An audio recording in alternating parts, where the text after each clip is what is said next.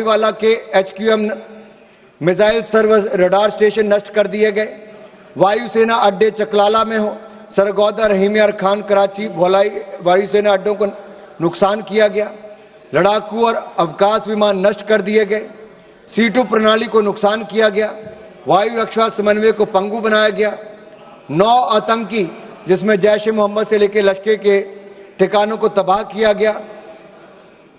हमने 26/11 के हमले में जो कांग्रेस इंतजार करती रही कि शायद दुनिया की कोई और ताकत आपको परमिशन देगी, we will not wait for the permission, we will strike with precision.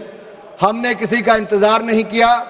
हमने आतंकवादियों को उनके घर में घुसकर मारा है, चाहे वो एयर स्ट्राइक की बात हो, सर्जिकल स्ट्राइक की बात हो या ऑपरेशन सिंदूर की बात हो।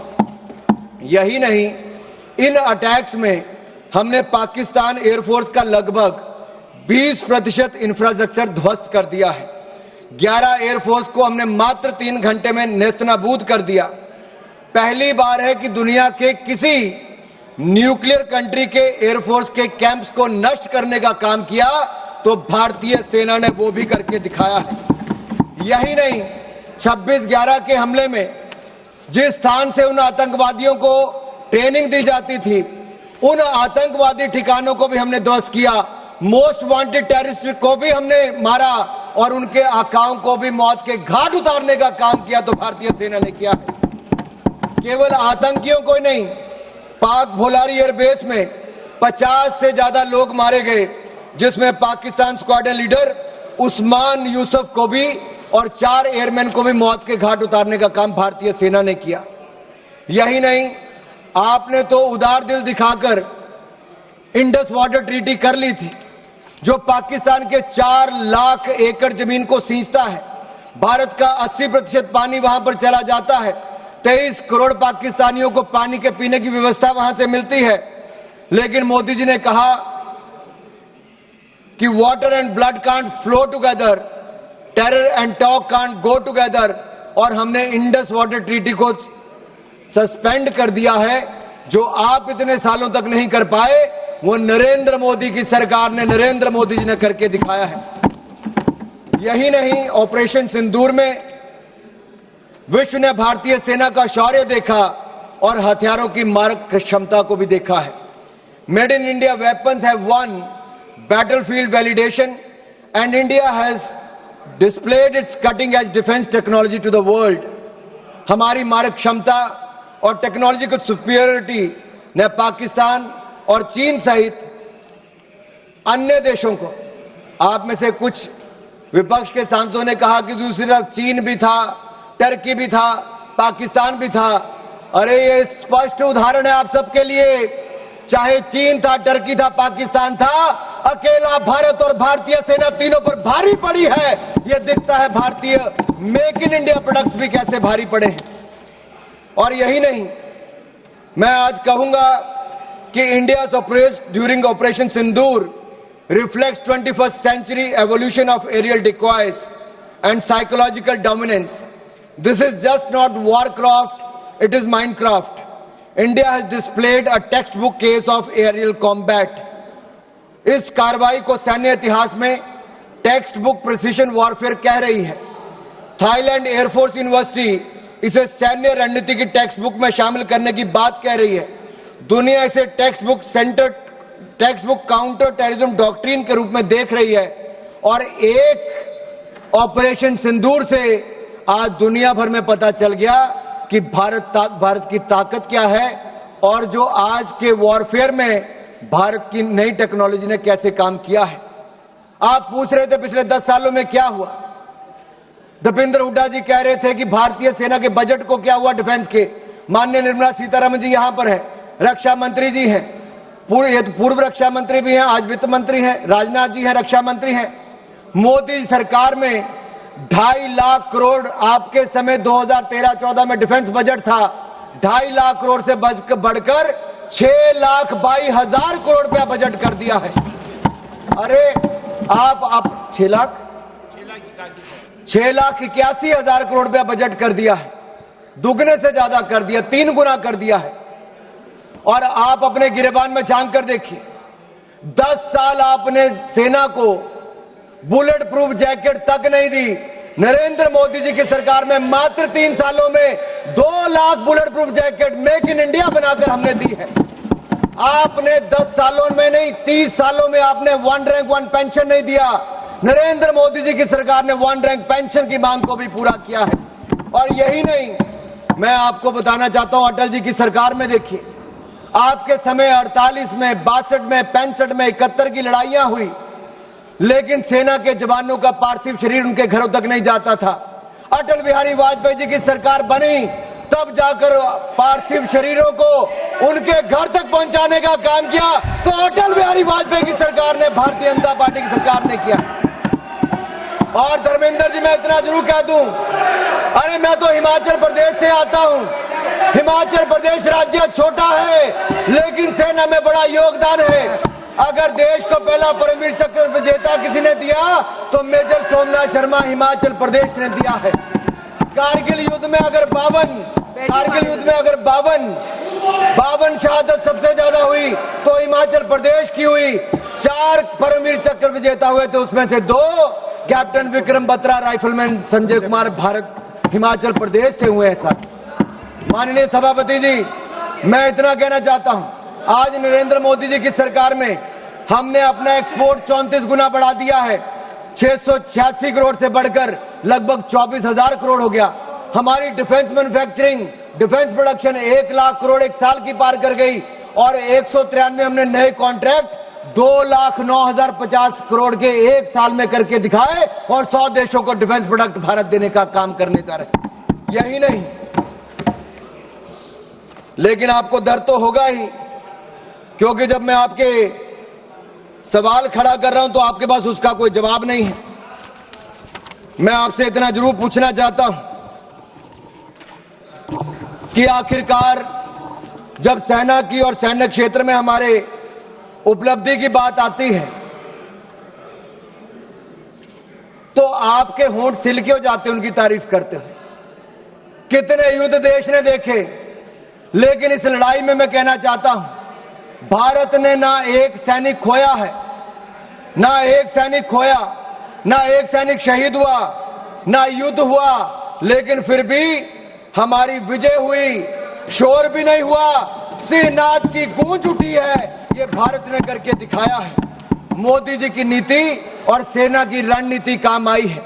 प्रधानमंत्री मोदी जी के बारे में ये कहूंगा, जब वो मुख्यमंत्री भी नहीं थे, उस समय हिमाचल के प्रभारी थे।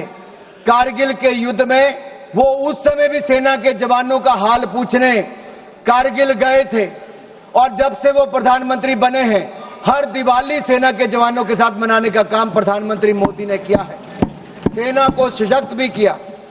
और मैं एक बात कहूंगा, एक और भारत की सेना पाकिस्तान को कड़ा जवाब दे रही थी, लेकिन दूसरी ओर आप लोग क्या कर रहे थे? राहुल गांधी जी क्या कर रहे थे? सबूत मांग रहे थे और साथ ही साथ कवर फायर भी दे रहे थे। कवर फायर किसको दे रहे थे, ये आपको पूछना पड़ेगा। आपने कहा कि हमने सरेंडर कर दिया। हमने स्पष्ट किया है कि जब तक हमने ऑपरेशनल और मिलिट्री ऑब्जेक्टिव पूरा नहीं किया, तब तक हमने सीजफायर नहीं किया था। और तीसरे पक्ष की मध्यस्थता को हमने पहले नकार दिया था। और यही नहीं, एक बात तो मैं आपको स्पष्ट कर देना चाहता हूं, आज भारत का दूसरा सबसे लंबे समय तक प्रधानमंत्री के पद पर रहने वाला कोई व्यक्ति है तो उनका नाम नरेंद्र मोदी है। 2001 से लेकर 2025 तक, मुख्यमंत्री से लेकर प्रधानमंत्री तक 25 साल में एक दिन की भी छुट्टी लिए बिना देश के लिए हर पल जीने का काम करने वाले नरेंद्र मोदी हैं। आपने भारत की सेना पर प्रश्न चिन्ह खड़ा किया है। मैं इतना कहूंगा, हम दुनिया का सबसे बड़ा लोकतंत्र है, दुनिया की चौथी बड़ी अर्थव्यवस्था है, दुनिया के सबसे लोकप्रिय प्रधानमंत्री नेता हमारे पास हैं। भारत को झुकाने वाला कोई कमाई का लाल पैदा नहीं हुआ जो झुका सके। भारत को कोई झुका सके ऐसा किसी में दम नहीं। भारत से विश्व है, हम किसी से कम नहीं, हम किसी से कम नहीं। आदरणीय सभापति जी, भारत 2.5 मोर्चे पर लड़ाई लड़ रहा था। 2 मोर्चे तो सबको पता है, लेकिन ये जो आधा मोर्चा है ना, उस आधे मोर्चे में एक राहुल ऑक्युपाइड कांग्रेस भी है। राहुल ऑक्युपाइड कांग्रेस क्या, मैं बताऊंगा।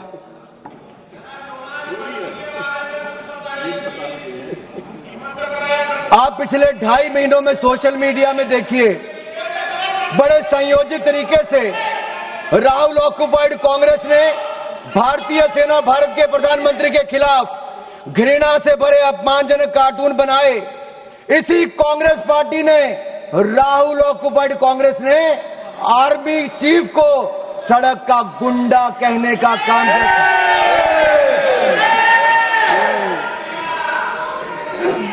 अभी भी हंसते हैं। अरे राहुल गांधी जी को सदन में खड़े होकर शर्म से माफी मांगनी चाहिए, पूरे देश से, भारतीय सेना से माफी मांगनी चाहिए। आप आर्मी चीफ को सड़क का गुंडा कहते हो और बाटला हाउस कांड में शहीद होने वाले इंस्पेक्टर मोहनचंद शर्मा को आप श्रद्धांजलि तक नहीं दे पाए, लेकिन आपकी पूर्व राष्ट्रीय अध्यक्ष आतंकवादियों के मरने पे आंसू बहाने वहां चली गई थी। यह कांग्रेस है जो भारतीय सेना के साथ नहीं, उसके खिलाफ हथियार उठाने वाले आतंकवादियों के लिए आंसू बहाती है। देश ने आपका असली चेहरा देखा है। इससे बड़ा पाप और क्या हो सकता है कि आपने भारत को अपमानित और पराजित करने वाले राष्ट्र साबित करने में कोई कसर नहीं छोड़ी। आपने देश की जनता का मनोबल तोड़ने का कार्य किया, कोई कोर कसर आपने बाकी नहीं छोड़ी। और सुनिए मणिकम टैगोर जी, इतिहास नरेंद्र मोदी जी को उनके धैर्य और धीरता के लिए याद रखेगा, और राहुल ऑक्युपाइड कांग्रेस को उनके धोखे और धूर्तता के लिए धिक्कारेगा, धोखे और धूर्तता के लिए धिक्कारेगा। और मैं आपको बताऊं, जिस नेता की आप अपने की बात करते हैं, 2 बार देश की जनता ने लीडर ऑफ ऑपोजिशन बनने के लायक भी नहीं दिया। एक बार तो अमेठी की जनता ने हरा दिया, और अगर रो धोकर लीडर ऑफ ऑपोजिशन बन भी गए तो मैं कहना चाहता हूं वो एलओपी से एलओबी बन गए हैं।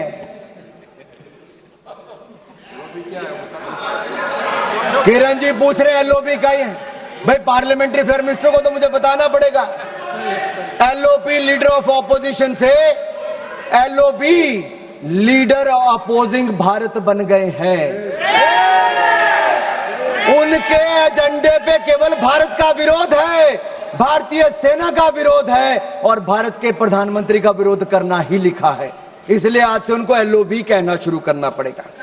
और मैं एक बात जरूर कहूं, पता नहीं वो कांग्रेस के पोस्टर बॉय बन पाए ना बन पाए, लेकिन पाकिस्तान के प्रोपेगेंडा के पोस्टर बॉय राहुल गांधी बन गए हैं।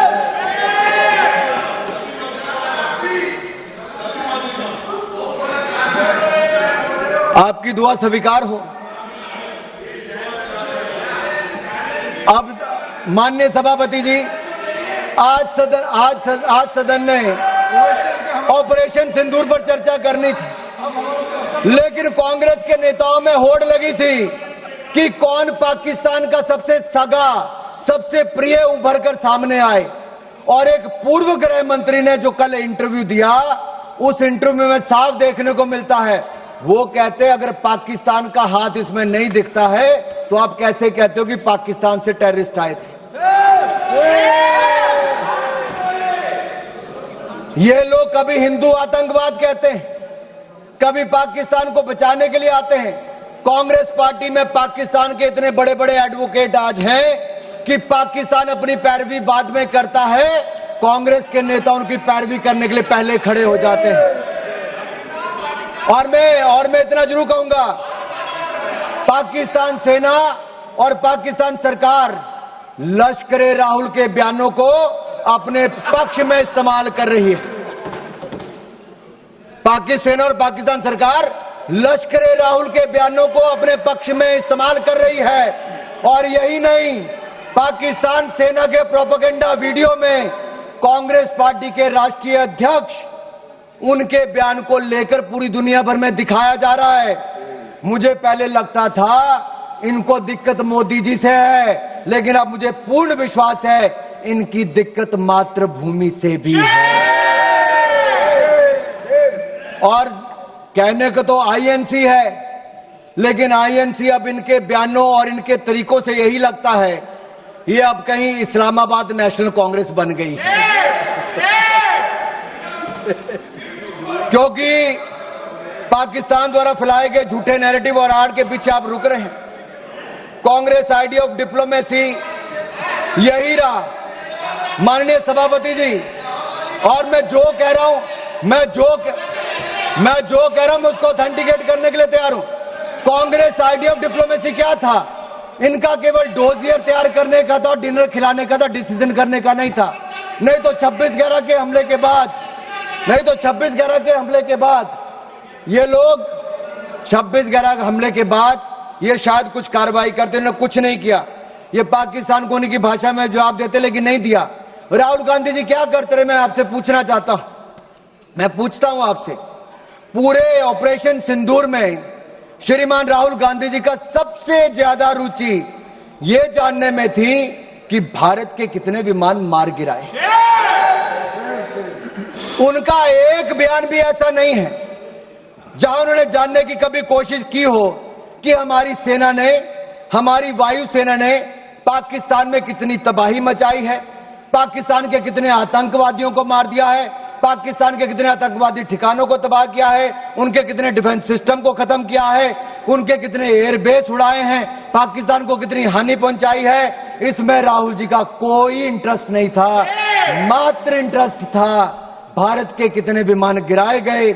आखिरी ये जानकारी वो किससे साझा करना चाहते थे?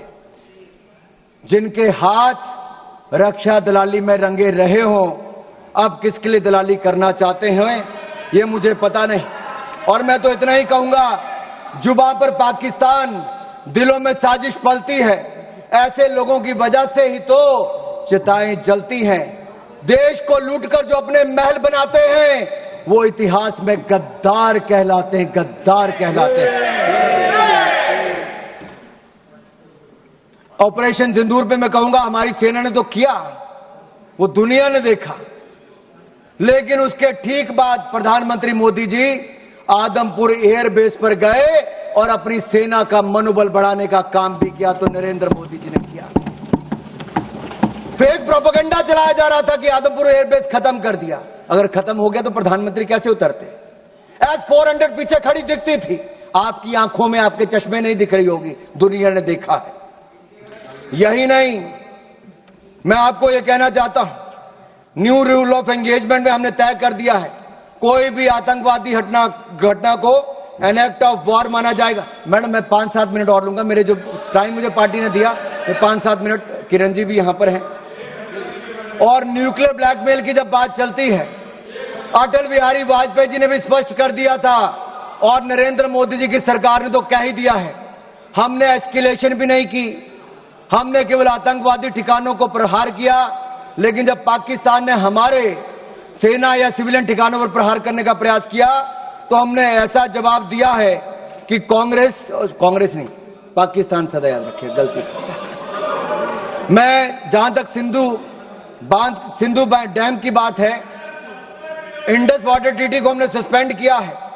आपके कुछ नेताओं ने कहा, जो आपकी गठबंधन में सरकार में थे, उन्होंने कहा पानी दे देना चाहिए पाकिस्तान को। प्रधानमंत्री मोदी ने कहा सिंधु में पानी और खून, सिंधु नदी का पानी और खून एक साथ नहीं बह सकते। तुम हमारा खून बहाओगे, तुम्हें पानी नहीं पिलाएंगे। मैं इतना जरूर कहूंगा, पाकिस्तान चाहे जितना मर्जी सिर पटक ले, नाक रगड़ ले, सिंधु डैम के गेट नहीं खुलेंगे, नहीं खुलेंगे। आदरणीय सभापति जी, जो प्रतिनिधि मंडल माननीय प्रधानमंत्री मोदी जी ने दुनिया भर में भेजे, वो 7 प्रतिनिधि मंडल में एक मुझे भी जाने का अवसर मिला। सुप्रिया जी हमारा नेतृत्व कर रही थी। और मैं सदन में एक बात जरूर कहना चाहता हूं, ये जो प्रतिनिधि मंडल थे, ये किसी दल या किसी विचारधारा का प्रतिनिधित्व नहीं कर रहे थे, हम राष्ट्र का प्रतिनिधित्व कर रहे थे।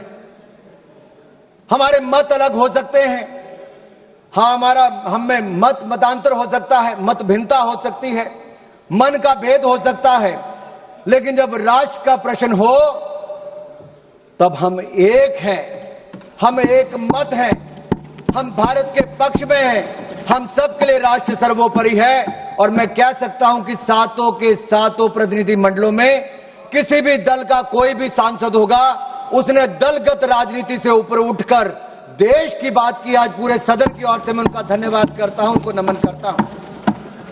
हम सिर्फ 5 मिनट में खत्म कर रहे हैं। एक मिनट में कर लीजिए। मेरा 2 पॉइंट इंपॉर्टेंट है, इसको लेना जरूरी है। सिर्फ 2 पॉइंट इंपॉर्टेंट, एक इसमें हमने हासिल क्या किया और दूसरा सरेंडर विषय है।